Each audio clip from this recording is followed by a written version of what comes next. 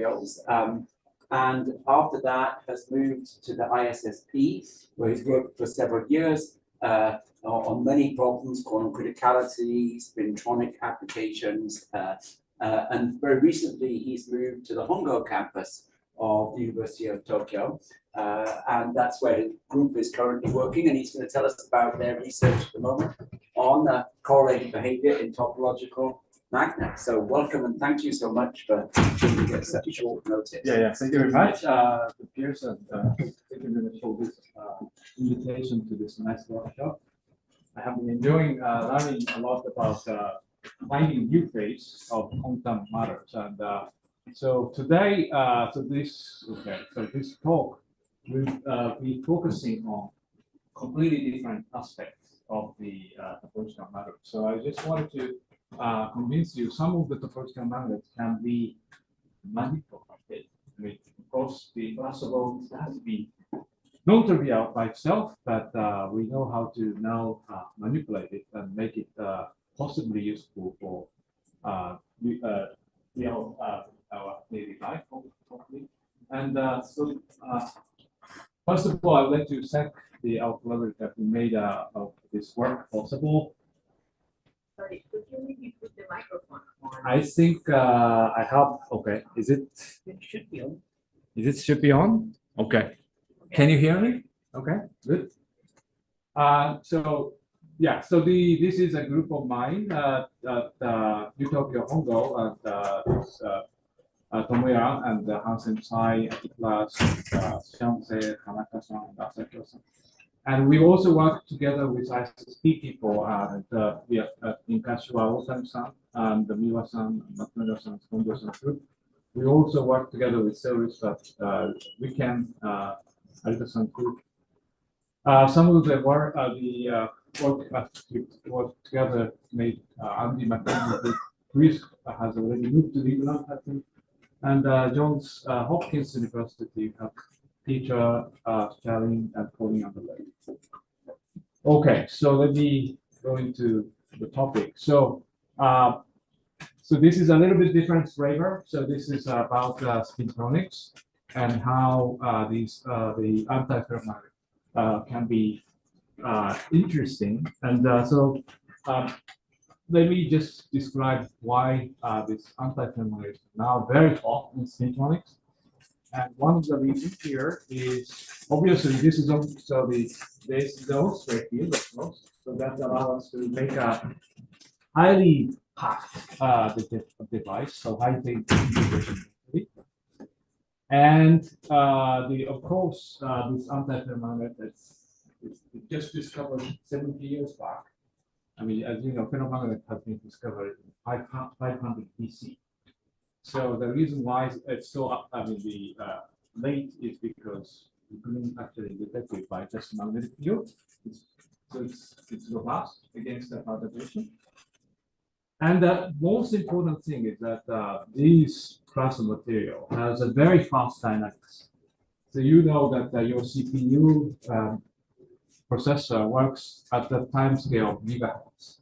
But if we take advantage of this anti-ferromagnetic precession time scale in control, so it can reach picosecond times terahertz. So the reason behind this is because you can actually you have to always stabilize your spin and anti-ferromagnetic coupled spins. So the dynamics actually come up to the energy scale of exchange coupling. So that's the reason why it reaches these terahertz in comparison with an anisotropic energy scale with this around kilohertz or terahertz. And of course, people like to use this and have made a lot of attempts to make it useful. But so far, of course, it's always very hard because of the fact that the response of those magnets has to be scaled to the magnetization set, right? So this not found out to be so easy to make it useful. But the landscape is not changing because of some discoveries that actually found out to be not the case. So that means sometimes you should be able to find both benefits. So the benefits being the absence of stray fields and having a very fast dynamics for antiferromagnet. But at the same time, you have gigantic response as if it were ferromagnets. And if the material is the metallic, it can exhibit a larger mass force. So in other words, if you find such a lesson, this maybe your magnet can be very useful. And it turns out that now it's the increasing numbers of antiferromagnets can exhibit this found to exhibit a mass force. These manganese X systems, some oxides, sulfides, and etc. And the nail temperature varies, of course, and some of them are beyond the room temperature. And some of them actually show this unmasked Hall effect at 0. So it's spontaneously appears. Okay, so this already, becoming common feature among antiferromagnets. So, and today I would like to say I'd like to show some interesting feature taking this material example. And this material, as its manganese X system, has a multipolar degrees of freedom in real space. And this actually drive this wide point in the moment of space and exhibiting quite large response. And this is a one-slide summary of this compound. This material has a carbon lattice and antiferromagnetic, therefore 120 degrees older, and this handedness. So the it's interesting that can actually be presented by the magnetic octupoles, not the dipole, of course. This doesn't carry a big dipole, it's not ferromagnetic. And this octupole, right, a pair of actually a dipole in the momentum space is the pair of dipole. So that's turned out to give rise to a large mass Hall effect, and also turned out to show various kinds of the phenomena that have never been seen in antiferromagnet. For example, gigantic Nernst effect, converting heat into electricity, and you can actually visualize your antiferromagnetic domains by a card. So this turned out to be quite important for us to visualize the domain, and also we can actually fabricate the device by actually this based on this stuff. What were you doing when the domain was moving or changing? Okay, so this will be this is just actually this is for the magnesium GE, and the coercivity of this material is of the order of 10 Gauss, 2 Gauss. So you have to really carefully control your magnetic within a few Gauss. Then you can actually use an image of the propagation of your domain. Yeah. So maybe to add on that, was it at that point were you sweeping the field, or were you just quenching the field and waiting, and then it would match? We slowly changing the field, right? Yeah, and I taking the car, the CCD camera type of image, and also we found out that this Nernst effect is very useful, and by designing the topological texture in the momentum space, we actually invented several topological magnets and allow us to make this heat flux sensing technique. And also, this turned out to be a vast place to invent old time-brusher old spin Hall effect. So now spin Hall effect is known to be time-brusher even though when you change your reaction of the magnetic texture, normally it doesn't change its sign, but it turns out in this case it does.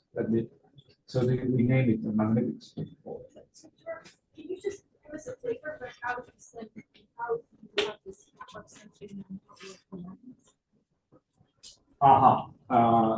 Okay, so I didn't talk about this Well, you in showed- 30 minutes, but let me, Just in one. yeah, okay, so one sentence summary is that, so Zeta effect, rely on the temperature difference, okay, and that voltage appears longitudinal, parallel to the temperature difference. Yes. Here, as you can see, this voltage appears perpendicular, but on top is temperature gradient, and not temperature difference. So that means your material, it's homogeneous, so some of the conductivity is the same, so you can make it thinner and thinner, but the temperature gradient should not change, right? And the voltage actually becomes even bigger as you make it thin. So you can take advantage of thin film, making kind of circuit, So it should be very sensitive. and make the this device very sensitive to temperature gradient. And this the temperature difference, if you like, top and the bottom socket can be something like maybe millikelvin is enough to generate 10 microvolts, which is large enough for us to measure. Yes. Okay, thank you. Yeah. I mean, it was just very appealing when I saw pictures, so that's why I asked. Yeah, I mean, this is really, I mean, this is actually kind of very, very useful. Actually, if you take a look at your iPhone and if you read the first class, there's many circuits. You can use the same infrastructure to make this kind of circuit. Okay. And that's maybe quite useful for future. Yeah. Okay, thank you. Yes. Okay. And another summary is that this class of this magnetic wire center or wire magnet turned out to actually provide you very large response. I mean, as you know, this magnetization is actually control parameter for this class order parameter for this response to base scale. But this material has much larger response than these ferromagnetic materials. So, okay, so that's allow us to start thinking about, can we actually apply this for future non-volatile memory, or maybe somewhat conversion of that? Okay. Excuse me. For a very question, what is topological about? Okay. Why do Yeah, you okay. call it So, topological? So this special material has a wide nearby energy, and the density of states associated with the band creating these wire bonds, or having wire bonds, or creating the very curvature is very much, I mean, large. That allows the response of each, in particular, mention enhanced. And so, and that's the reason why you have the conversion between heat to the electricity much better than other classes of materials. So that's that. I'll come to this one example. And this the large response one. So one take of message is that large response can be obtained irrespective of size of the materials. So so here I'm going to show one example. This anti-ferromagnetic material, magnesium X, and how to manipulate of this state. And I'm going to show 3 examples. One for the ground state by the combining one magnetic texture to another by taking advantage of piezomagnetics effect. And this is for ground, but we can also take advantage of this electric current injection. Here we use exchange fraction. So the energy scale, let's say, like a 10 MeV. And so this is through what is called spin order. And finally, we go into the regime of controlling the correlation itself.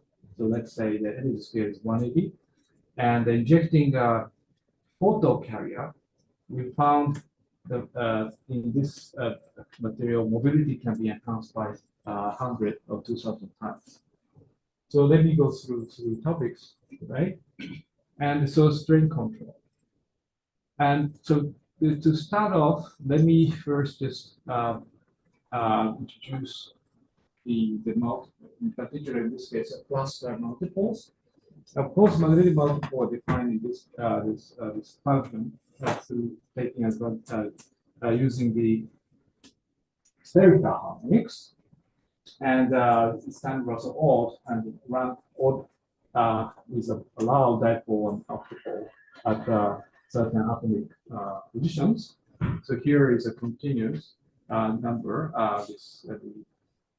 the magnetization density around the atom. So let us use this idea but extend to the lattice.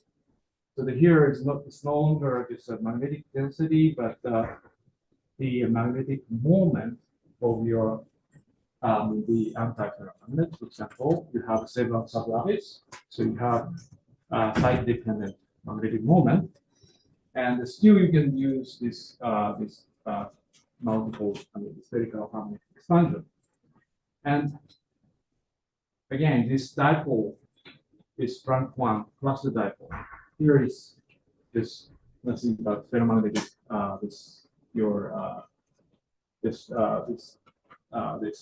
ferromagnetic ordering, but this higher rank without dipole may actually represent your antiferromagnetic spin texture.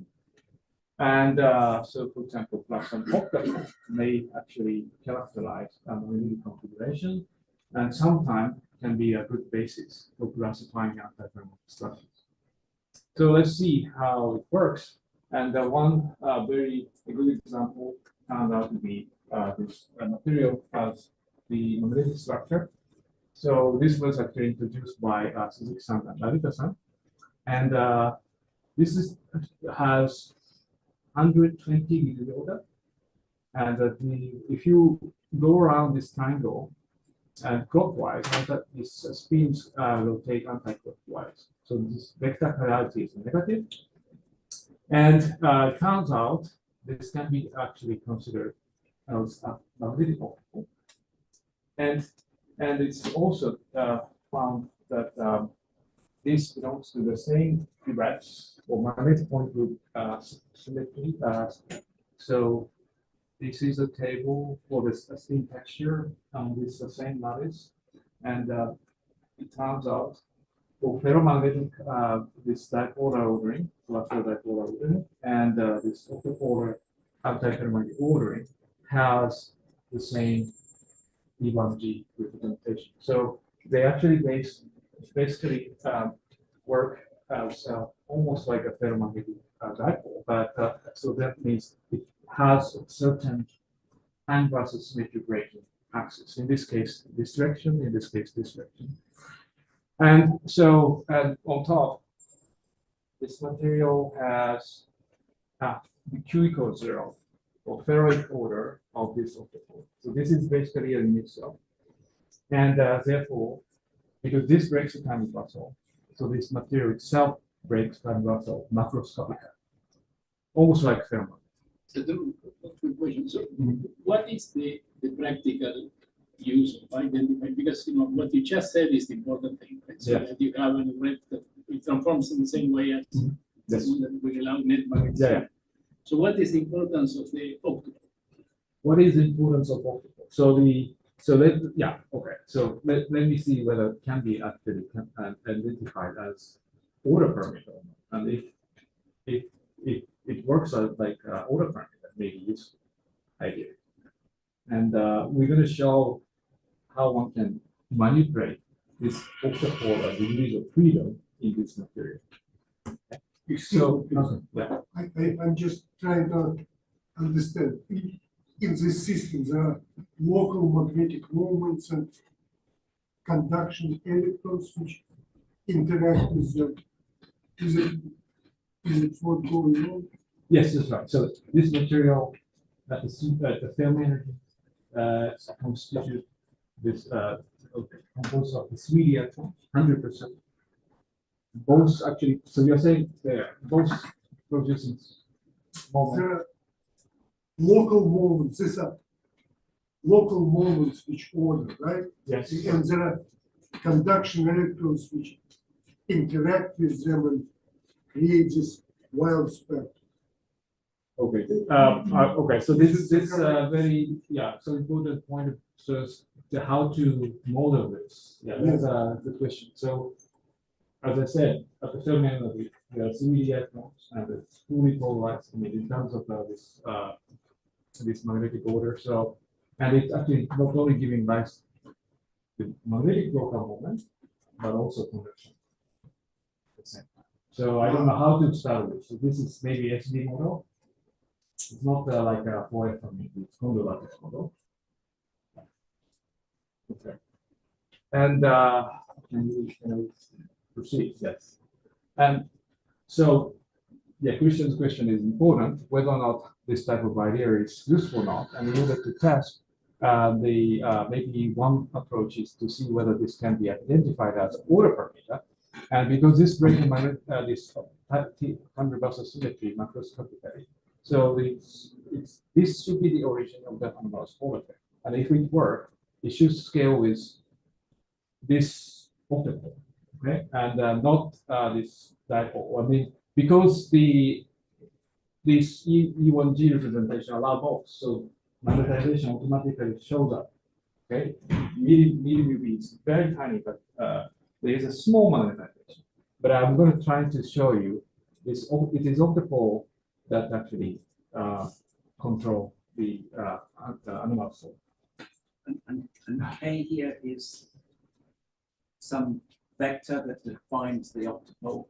Yes, so that's right. So this belongs to E1G representation, and this has a Transverse switching breaking axis. In this case, this direction. Super, sorry, I missed something. Is this suggested theoretically, or do you identify this experiment?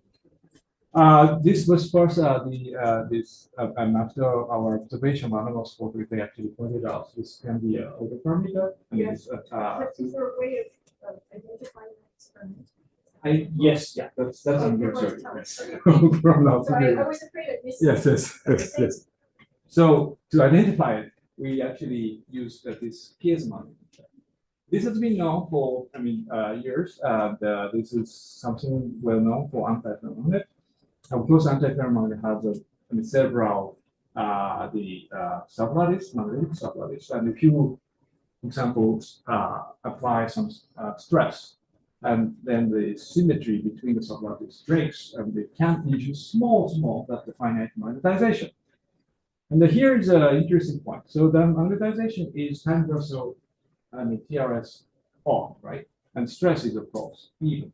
So for this, these linear relations to appear, anti-ferromagnet has to break the transversal symmetry macroscopically, or maybe preserve the transversal symmetry only in the combination of rotation and rotation.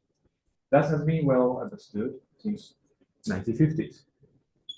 And here is one example, textbook example about fluoride, manganese fluoride. This actually has the two different these sublattice, and if you squeeze along 110 in this picture along this horizontal axis, you can actually induce different magnetized state. If you like, it's a steady state.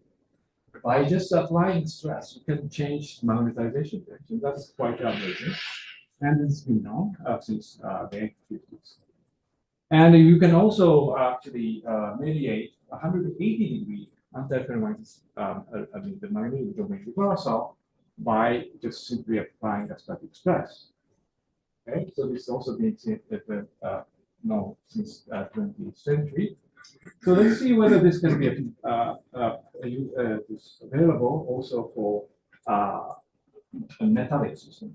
So this somehow has been very well studied for insulators so far, but not so for the metallic system. So of course, magnesium, we know anti-ferromagnet has the record time versus symmetry macroscopically. So the piezomagnetic effect should be allowed, and putting the point group symmetry in prime and prime M, this tensor reduces in this circular form, and if you apply a stress in the plane, you should actually linearly reduce monetization. Let's see whether this happens.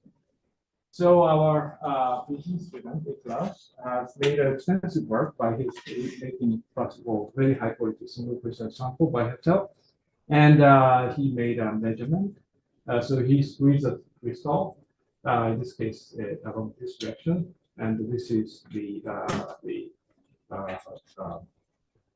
ambient pressure one, and then as you increase the negative side of the compressive stress, and then monetization goes up. Okay, and this is also the case for the y-axis, 90-degree off, and this again ambient pressure and the function of stress goes up. So there's two interesting points. One is there is a zero field spontaneous monetization, and which increases as a function of strength. And another one, building this component, which is slope, and slope is obviously unchanged. So if we summarize this, the single table as a function of stress. So here it looks like the sensitivity slope doesn't change, but of course this single crystal must shatter at some point. But we took some data up to 300 megapascal. We found that it actually linearly scales. That for both these directions, sigma x, sigma y.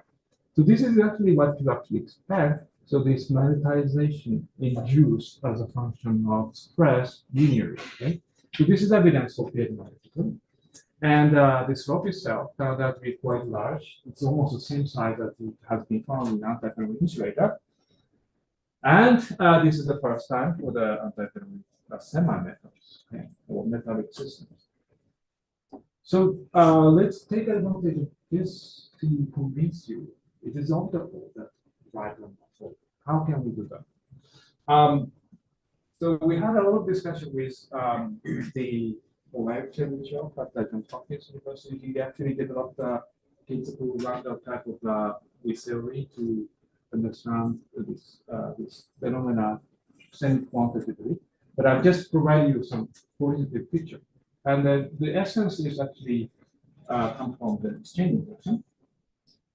So this, of course, exchange induction must be dependent on the distance between magnetic ions. So if you bring your anti-thermal coupled magnetic ions bridge together close, of course they become collinear. And so if there's any monetization, that actually diminishes the size. Okay.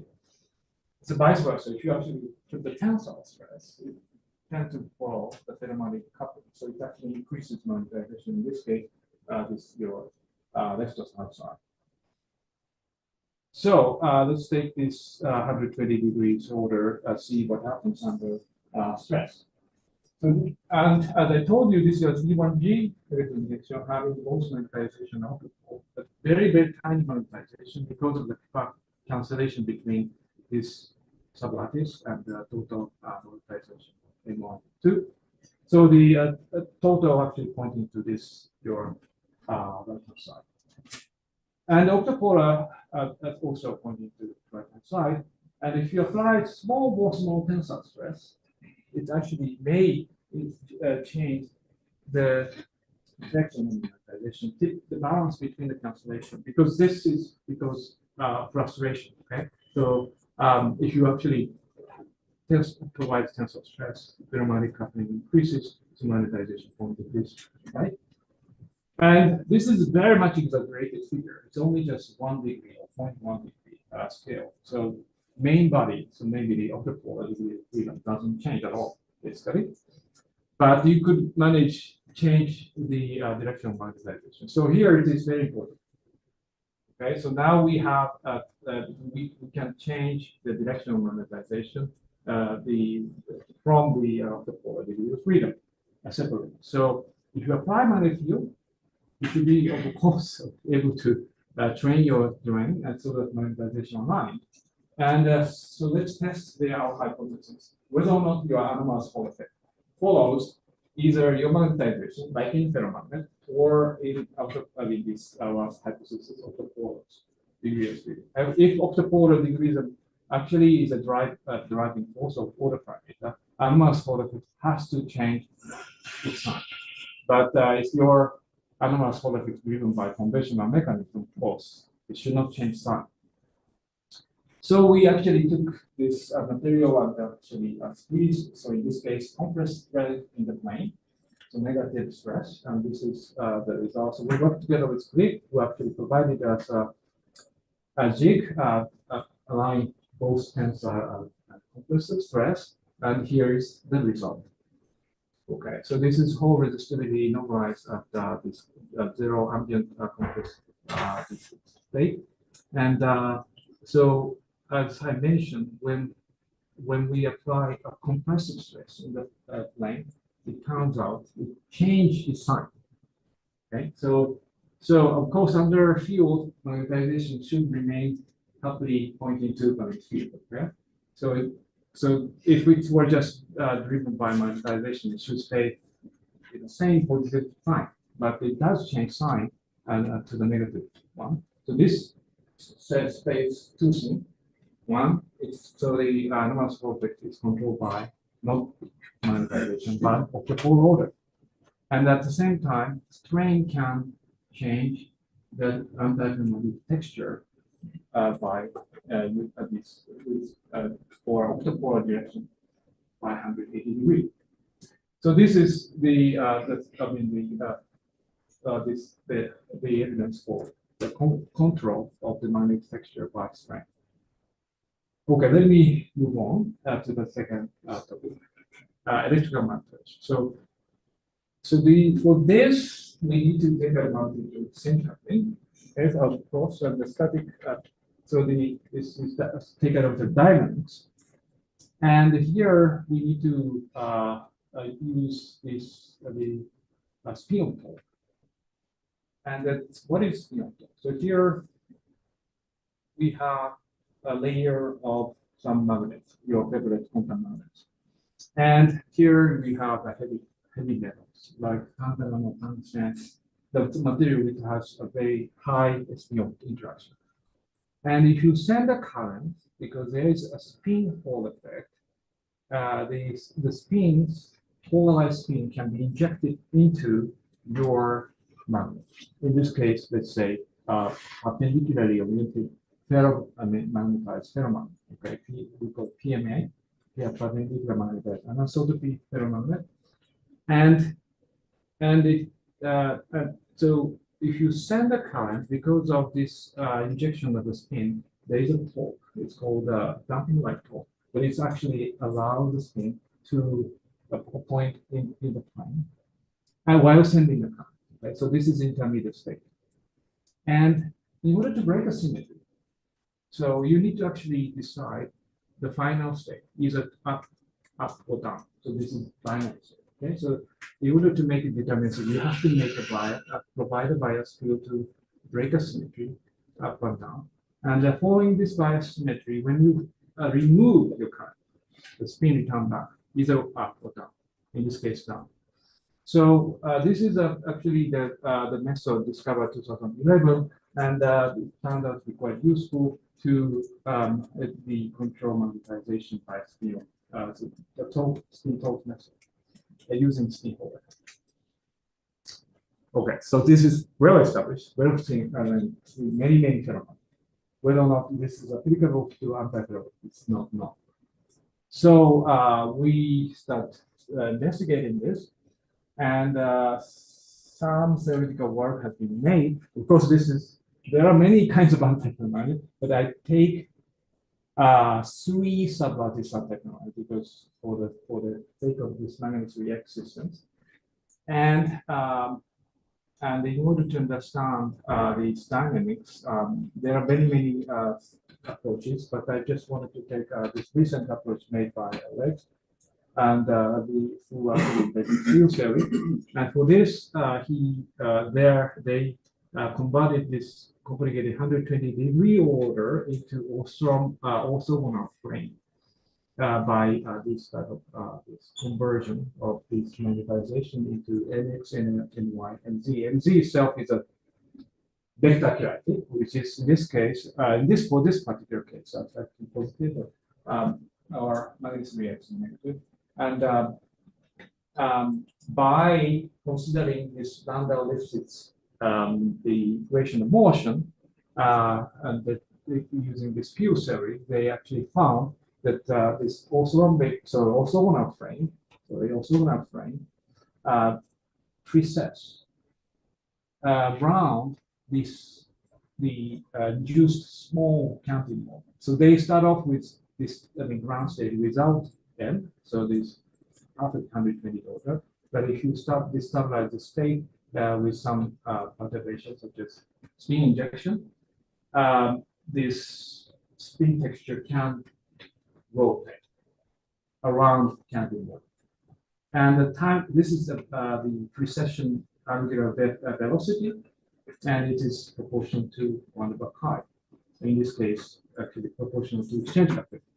So this is what I said. So anti-ferromagnet allow us to take advantage of exchange coupling itself and allow us to reach the millielectron electron volt time scale, which is terahertz.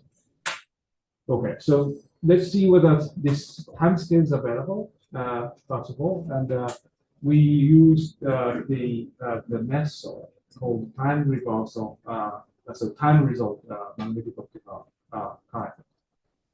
So basically, you actually shine a very high these fluids or high intensity light onto your material and demagnetize your system, and then let the material recover back and see what happens in your magnetic texture. And if there's any, this low-ride mode, it should actually show up as a precession or the wiggle of your signal. And in fact, we found such a precession-like mode, which actually can be well identified as a precession-like mode of magnetic octupolar degrees of freedom, having this time scale at 10 gigahertz. Another one is 850 gigahertz. So almost 1/3. And because of very damping, the strong damping effect due to correlated electrons, this is not insulator, so there is a lot of damping because 3D electron itself is conduction electrons and the magnetic moment by itself.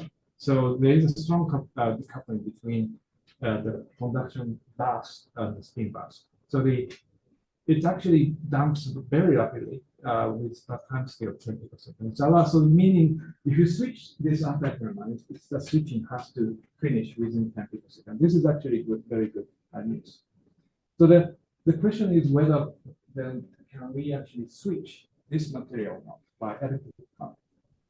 So for this, we first made the very naive approach. Just make a polycrystalline sample, make a whole bar, and just follow ferromagnetic this SOT switching. Put the heavy metal like platinum or tungsten, and see what happens when we inject the current. And first of all, this symmetry should be high quality enough and exhibit an Hall effect, and it does. The coercivity, it was very large, around 1 Tesla, but it actually managed to see an Hall effect. And we injected electrical current and see what happens. And the time scale of this current is very slow, 100 milliseconds. And we change the amplitude and see what happens on your anomalous Hall effect. And if anomalous Hall effect changes sign by injecting electric current, then it actually tells you spin, anti-ferromagnetic spin texture change its direction. Okay, so this is the result. This is the Hall process versus the injected electric current. So when it exceeds some critical current, then it's changed its sign. Okay. And take this polarity. And as I told you, we need a bias field break this symmetry up or down. So in this case, we applied a magnetic field parallel to the electrical current. And if we change the magnetic field direction, it also changed the final state. So that's the meaning of dynamic switching. One can also change the state polarity. And if you apply magnetic field perpendicular to this line, almost like this, of course, that does not break the symmetry. And if you apply field along the same direction with spin-directed current, it also doesn't work. So it doesn't switch when you apply a perpendicular magnetic field. Yes. So the original, effect that you saw in bulk. So it was a single crystal, right? Here it's polycrystalline. Polycrystalline, yeah. And there, the direction of the field was relevant to see the. Yes, yeah. But here, because it's polycrystalline, it doesn't matter. Okay, so thank you very much. So this is really polycrystalline, and yeah, I didn't tell you the detail, but for this magnet is has an easy time, and when the magnetic field is perpendicular to the easy time, there is no polar. And so, what in other words, if if you see the polycrystalline have this easy time parallel to the substrate, you will not see anything. So, but the other configuration allows you to see. So just to understand your material, so the grades are oriented in all kinds of directions. Depends on what you use your substrate, what you use a buffer, etc. But for this particular one, we have a focus on completely focus. I'm trying to get. Oh yeah, I'm going to show you. Yes, I'm going to show you. Yes, yeah, it's actually. Basically, what processes are the switching times? Motion or? Very good question. So yeah, so you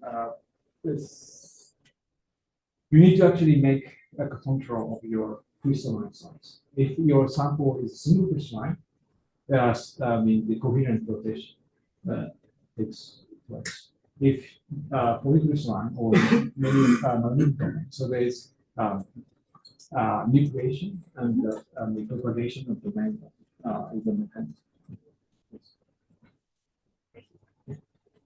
So our observation is the symmetry-wise actually fully consistent with Topological switching. Okay, and this answer to the question we not asked actually. The Tohoku group, Hideo Ono and the Frank-san's group actually made a very high quality pitch capture film for the first time on this class of material, and in this case, I think they use a tungsten as a buffer layer on the MgO 110 substrate, and they made the magnetic easy plane perpendicular to the substrate, and also perpendicular to this current injected spin polarization. So that actually is a key here. So as I introduced the field theory, if you actually inject this spin onto your 180 degree order and modulate your spin slightly canted toward, for example, in this case, C-axis, then you should be able to induce a kind of continuous rotation while sending a current. Okay? And the speed itself should be proportional to the amount of the angular momentum injection or spin current injection. So in other words, the current size itself or current density itself. So they actually managed to observe this motion is not itself, but it's the signature. So they actually see almost noise-like, but they actually see this reproducible fluctuation of anomalous Hall effect, and which they claim linearly proportional to injected current density. So this they was attributed to this inducing chiral spin rotation. Okay, of this 120 degree order. But this is not the switching yet. So you can actually induce the dynamics of your antiferromagnetic in your material by inducing current, but not switching yet. So how can we do it? So let's take advantage of what we learned before. The strain can provide you is an up and down state, right? So it's piezomagnetism. So can break a symmetry of 6-fold, this 120 degree, okay? So chances are that you might be able to pin your state first down state, and then if you inject this current, you might be able to move back to say the top state or this up state. Okay, so this might allow us to do a dynamic switching. So having this in our mind, we also did the similar measure, fabrication. I mean, the long story short, we have made again magnetic switching perpendicular to this substrate. Similarly, what the Topological group did. Okay, and a very important point is that MGO and the magnetic switching has us that is mismatch. So that allows us to use some tensile stress.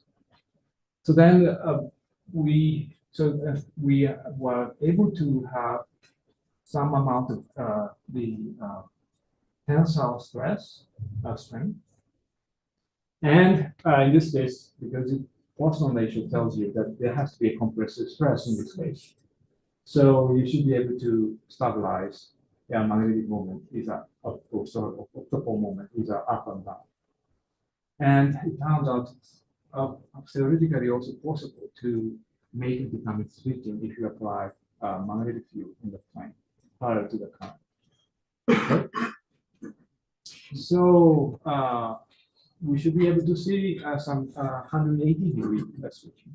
And before us, nobody has been able to or seen any 180 degree switching in antiferromagnetic. So this was not very well understood. So we developed the protocol. So this is the magnetic field this Condensed effect framing. So you can see much sharper this field cycle with 2,000 gauss because of this perpendicular magnetic orientation. So it's only have up and down states. And if you have a full swing with the same amplitude by application of electric current into this, in this case, tungsten. So this heavy metal produces a polarized spin current and inject this spin current into your texture that disturb your antiferromagnetic and start making a precession. And if the piezomagnet is enough to switch it, then we should be able to see electrical switching. And that here is the result. And we found, in fact, there is a much sharper switching with very tiny switching electrical current density, about 14 megaparsec per square. So, and you can see that amplitude is almost the same. Right, so this tells us it's indeed 180 degree switching happens in this by electrical current. And on top, because we were able to see the magnetic domain by Kerr effect, we can also see that there is 100% electrical refraction switching. So this is the first demonstration, 100% electrical switching in antiferromagnetic material. And for this, just one slide for technological statement. And as you know, magnetic random access memory has been already commercialized, and it is now using spin transfer talk, like SCT type of talk. But now the future roadmap says SOT is going to be the one because much higher endurance. And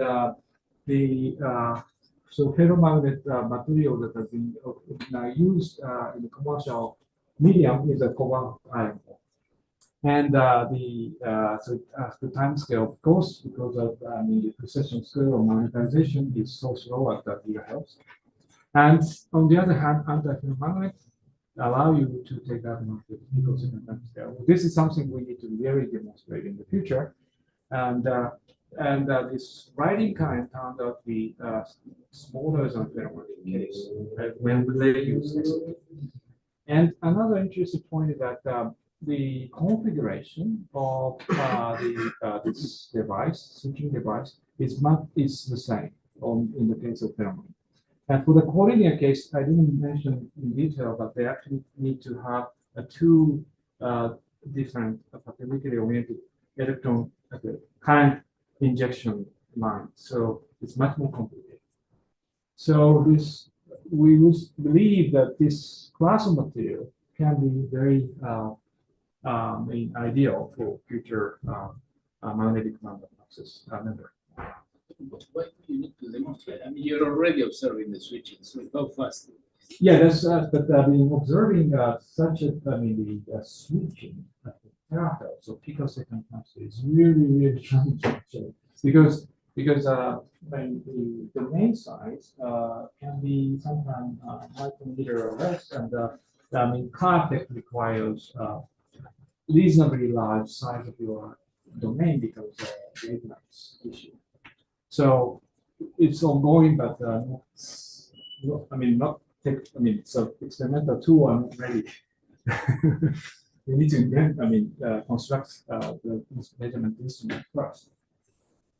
Okay, so let me move on to the final part. So the modulation, possibly the electrical correlation in magnetic switching.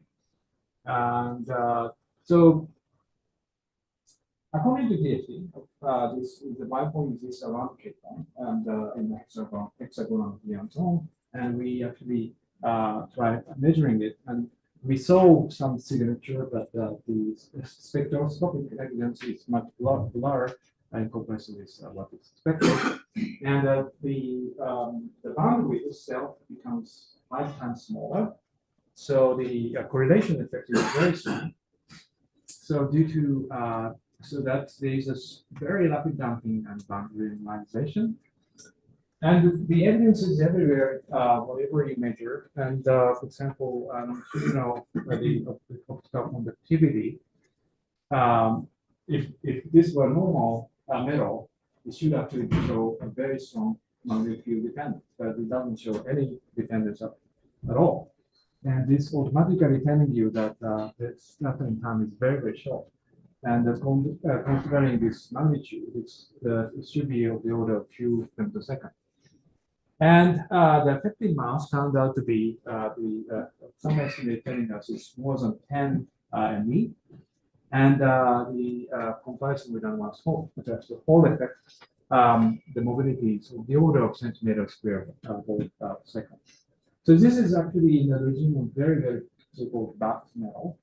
And in fact, this actually strongly correlated fluctuated material is actually having many underlying competing magnetic textures. So what we have been talking about is 120-degree order discovered already 80s, and but it's actually having competing other phases such as helical mode, which doesn't carry any Transverse broken octupolar order. And eventually at low temperature, if you don't manganese more, it actually forms the cluster glass.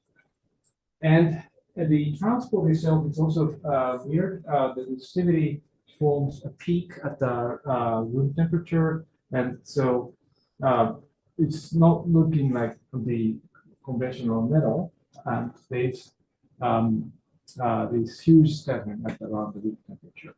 And this spike is actually turned out to be due to the charge, a CDW formation around taking place around 250 Kelvin, so appearing only for CXs.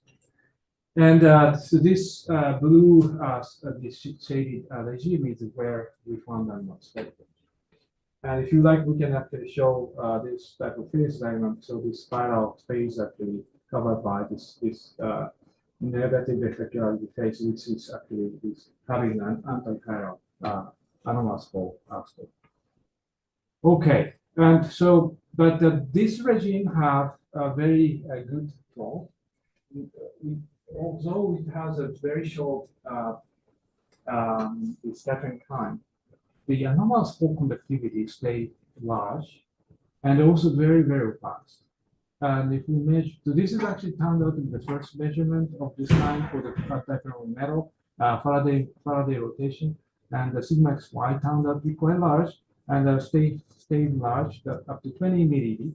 And this imaginary part is very small. So this will indicate its dissipationless and massful. So this is actually quite useful for ultraflux detection. So we took advantage of this and see what happens if we inject a photocarrier. So the way of doing so is like this. We shine the light with 1.55 eV and wait picosecond and measure this Faraday rotation. And the idea is maybe this pump pole can inject a photocarrier and remove some part of the correlation due to screening. And so here is the result we found. Okay, so as I showed you, in the equilibrium, we find unmasked Hall effect, which is completely energy independent, and the measured part is almost 5% small. And when we increase the fluence, the intensity, and beyond some amount, 1 millijoule per second square, it starts showing some change. And that it's actually increasing with a decreasing energy scale and having some peak. This is something you have seen usually in the audit for ordinary or normal Hall effect, not for anomalous Hall effect. This is what we think due to anomalous Hall effect, but this is something completely different. And if this were due to orbital Hall or normal Hall, sorry, ordinary Hall, then it should actually be enhanced as a function of magnetic field. And this is exactly what we found. So we find, so this is for 1 Tesla, 2 Tesla, and 4 Tesla, and we found this increasing. Then due to what is known for normal Hall, so namely cyclotron resonance. Right, so cyclotron resonance shows up under intense light, and so we use this ordinary cyclotron resonance, the expression, and obtain the parameter, and here's the result. So the wheels tell you the scattering time, the field of 300 femtosecond, and the effective mass is much smaller. It used to be 11 or 10, but now it's 0.2. So this mobility, so tau m, becomes 1,000 times bigger than equilibrium number. So this is something completely unexpected and a striking result. And this number, 300 femtosecond, is very long lifetime for this kind of electrons. And this belongs to the numbers that has been seen in so-called relativistic fermions, such as Dirac or Wild's fermions. For example, cadmium arsenide has 140 femtosecond, and arsenide 100, telluride 120 atomic temperature. So, indicating that this suddenly under a strong intense light, or this no equilibrium state, allow having a ballistic thrust and most likely a relatively quick fermions, and this is has to be associated with the screening of the photocarriers, the correlation by photocarriers.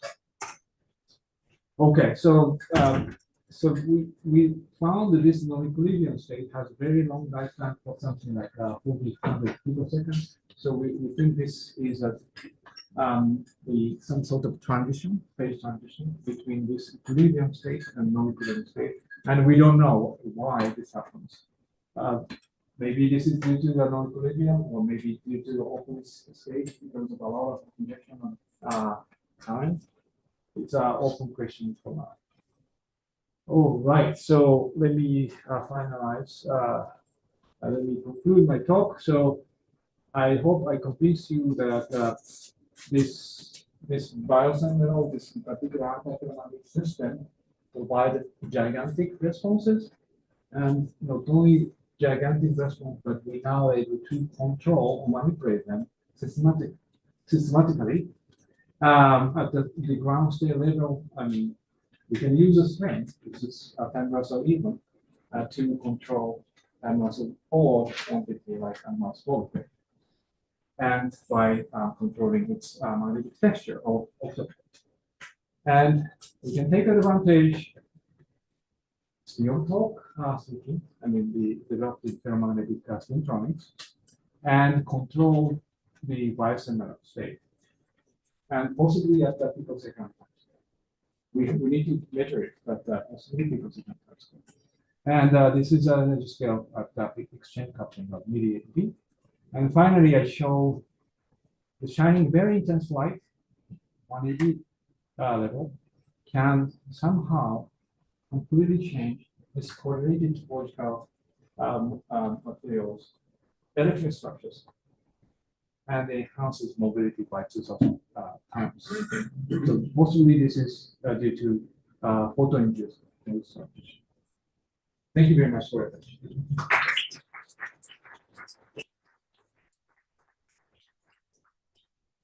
Okay. Questions, please. Let me begin with a question. In your reversal of the anti-ferromagnetism that you showed, was that done at room temperature? Oh, yeah. So the measurement, almost all room temperature, except this photo-induced one at 220.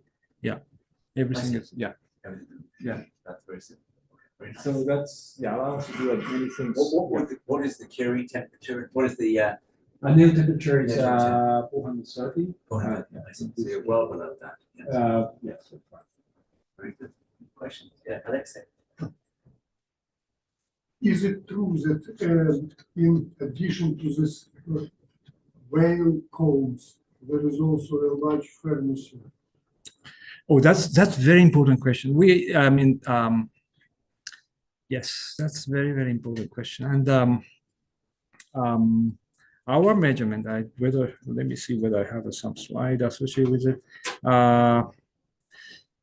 Maybe I don't, but okay, let me go back to the final page. See here, maybe. Or maybe this one. It turns out for this by Alpes, we found only around 1 laser state. And all the large depth surface is not. And we think it's due to correlation. So this is very kind of diffusive metal. And so if you like, this is correlated to As if it's a kind of condo insulator for the rest of the Fermi surface. Oh yeah, I mean, doped condo insulator, or I don't know whether slightly doped or not, but if we actually do the others, we don't see any break at the expected film surface based on this. Yeah, and so that's actually related, I think, to peaking of the rays. So in example, this is similar to iron silicides. Yes. Yeah, so this is belonging to that kind of class, but with a vile cone stuck in the middle. That's stuck in the middle. Yeah. Very good. Yeah, please. Yeah, very nice. Satoru, so it's a question about the strain control. I mean, that seems to be very general. I mean, any anti-ferromagnet will have an anomalous Hall effect caused by the interplay with spin orbit. Yes, I think so. Say with this strain. Yes. So the possibility of implementing this strain control. So, is there anything that makes manganese 13 special? Or oh yes, yeah. Thank you very much. That's I mean, from experimental perspective, the material need to be very close to the critical point, reachable by small amount of strain. Otherwise, things shatters right, at the end. So the point here is that this frustration, geometrical frustration. So allow you to change the direction of magnetization, leaving the octupolar degree of freedom. I mean the unchanged. So you can disconnect. You mean if it were a collinear altermagnet, you would not be able to. Okay, so Without altermagnet, yes, I think okay. So if you like, I mean, then we need to call cobalt fluoride altermagnet. I don't care, but I mean, And let's see. I mean, That's if you had a collinear unfrustrated antiferromagnet that produces an anomalous cone effect, you will argue it's more difficult to use train. okay. Okay, so maybe I have to make it even simpler statement. So you need to have different sides, and having different sides.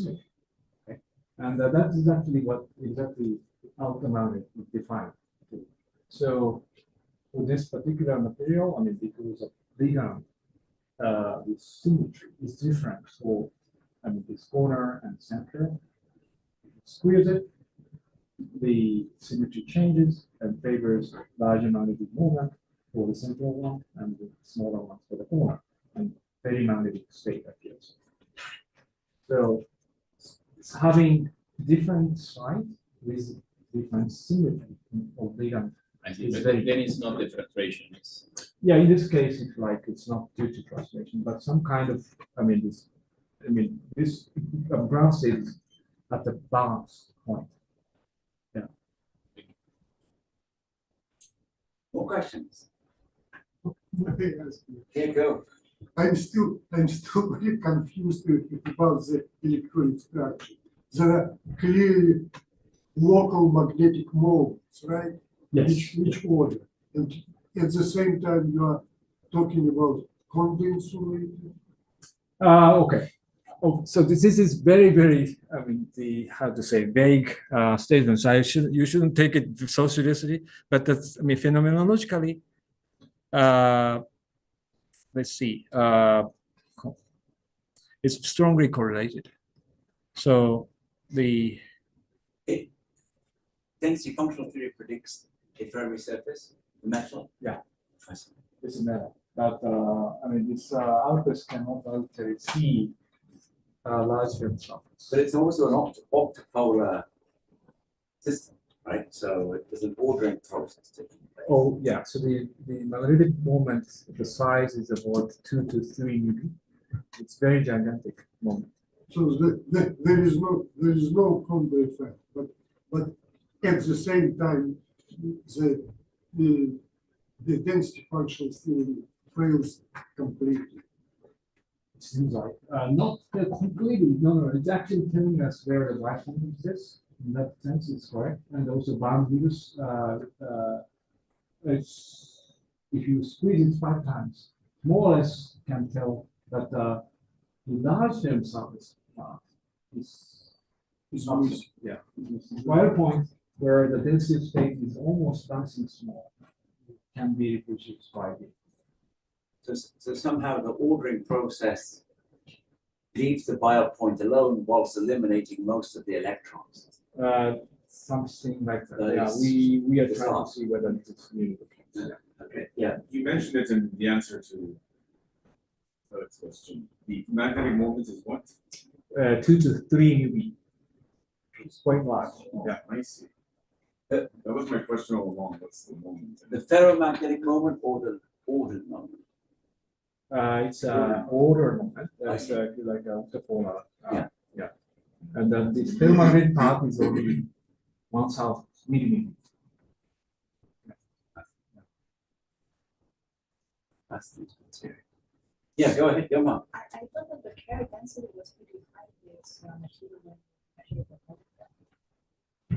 you repeat Carrier that? density itself, yes, you're right. The question was, I thought that it was very low. So The question was carriers- carrier density can be not so small. Because there is only right. Yes, it should be bouncing small. So I believe that our ALPIS result showing that the cone itself it's around Fermi energy, and it's not very, but if we move to the momentum place where the Platonian surface is predicted, it's very diffuse, but we don't see the weight. Then surface intensity is very weak. So there's no other band.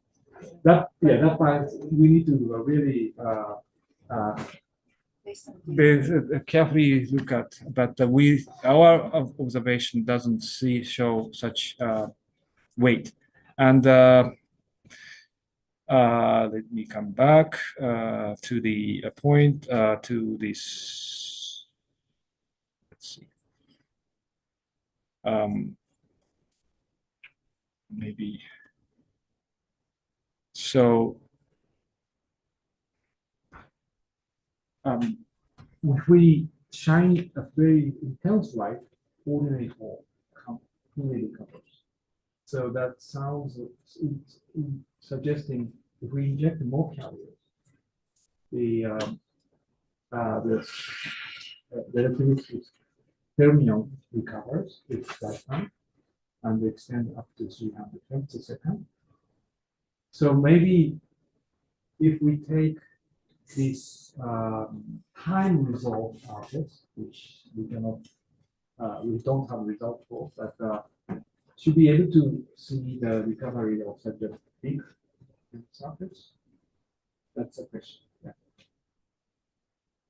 Yeah, please. So for the spin injection experiments, is there any signature to tell us whether the arc is helping or not, or plays no essential role here?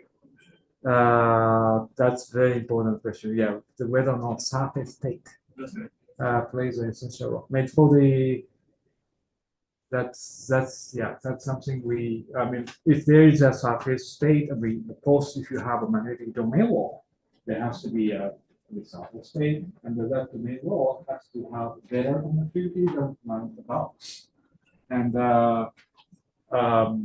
that's something we need to verify. But the experiment, we have no information on that yet. But very, very exciting possibilities. I guess one possible way to see the contribution of arcs is to switch in the direction of the current. In principle, if the current is perpendicular to the arc, yes, I will guess the injection is most significant. It's part of the arc. It's if I have one pair. See, driving the current this way. You mean that, okay, so because injection can take element to that. Taking advantage of two opposite arcs. So when you drive this way, you can't take it. Okay, I see. Whether or not that any impact is large enough to be observed. Sure. That's a question, and if you can tell us the magnitude, the motivator has to do it. Yeah. So vial cones have a sort of tilt sometimes, a tilt velocity with vial cones. Are you able to measure that or see its impact? You mean that the tilt, okay, so between type 1 and type 2, right? Yeah. For this particular system, I don't think we can do it, but we have other system where such a tilt is taking a very important role. And maybe if I have such a slide, I can show you, but maybe not. Okay. Oh, maybe I have. Okay. Yeah. All right. So you were talking about this, right? Yes. Yeah. So this is very exciting in point, and we can also have a quantum filter associated with the type one. Of course, this is a fifth slide. And when your tilt becomes exactly at the critical point, the density space associated with this topological texture, the band, becomes large. And this should provide you a very large Lie curvature when your Fermi energy is shifted exactly at the right, it should have a very large response. It should have a large the result. And the one possible, we found this can lead to content critical behavior. And the very curvature associated with this point actually show up in a so-called transverse somewhere question. This actually measures the very curvature of the terminology. And when it located exactly at that point, calculation suggests it can show logarithmic divergence. And so it's almost like a specific heat in at the point. It's logarithmic divergence, but here somewhat convergent. I mean, it's from the field itself divergent. And we found it in a material called cobalt-2 right? This is another well-known wild phenomenon. Obviously, result really show surface and also wild and yes, so such tilting and bringing the system to a critical point can be possible. Great answer. A number of questions came up. Yeah, Yona. Yeah, so since now people are talking about this wild points, which you didn't talk too much about during the talk. If I remember, in your manganese 13, you don't see the chiral anomaly, right? No, we do see, yeah. Is this large? Yeah, it's very large enough. Yeah, we do really see fully consistent with theory and synodal. I don't know whether I have it, but yeah, we do see a chiral anomaly and a very beautiful one. They don't see it. Which one? They don't see. I see. Okay, cobalt 3. Okay, but we do really see the chiral anomaly. Okay, it's here. Okay, so when you apply magnetic parallel to the current, this conductivity, positive conductivity, and perpendicular negative, and there's a sinusoidal in this cosine theta, and also planar object is also similar. Yeah, it's very beautiful. The chiral anomaly. Christian, you had a question. Yes. This is a question about the low energy modes, this for like you're doing some non-collinear order, you have this triad, and in principle there are 3 low energy modes, but I guess we have the same energy because we have C3 or something. That's right. So you mentioned that you get damping. Yes, So very. Can you separate the damping of the 2 modes or? Okay. It turns out it's almost the same. So it's about very large size, but I mean this intrinsic damping. So if you like that, this Gilbert damping constant is about 0.0007, which is not so large, but because of this other effective. The effective damping itself becomes quite large, and this is also the case for both modes. We cannot separate. I mean, we found them almost the same. Yes. Is this a limiting factor for these terahertz? I mean, this is actually good because, for example, there is a well-known this ferrite. I mean, for example, iron oxide 113. They actually show Kerr effect, and there is a lot of work on this inverse Kerr effect. You can actually shine light and induce precession, but you can stop it because it's so coherent. It's never ends. But here you can stop it very quickly within a 10 picosecond due to this large number.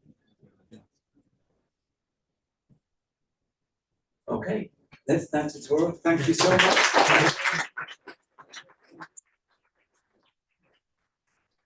That was a beautiful talk, even though you gave it with just 10 minutes. Very few people could do what you did, actually. Thank you so much. You're welcome. I'm very grateful for you to this talk. May I ask you a favor to email me the slide? Yeah, sure. Yeah. Of course. Yeah. I will give you that. Do you have your account? Svelik@gmail.com. Yeah.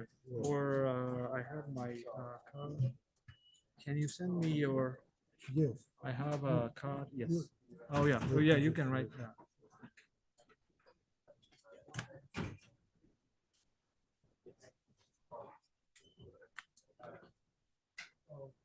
Yeah, and we will be back here at 2:30, right? Yeah, we can't just run late, we then have to get Thank Yes. you. somewhere else. This is very complex material and we don't really understand it. We really want to know. It's a reasonable time, yeah, it's also not so. Correlated Actually, You found we may, I'm from Brookhaven. Yes, I Would you like to have lunch? too? Yeah. Yes, yeah. Let's go. Let's I go. will just go to the room and we will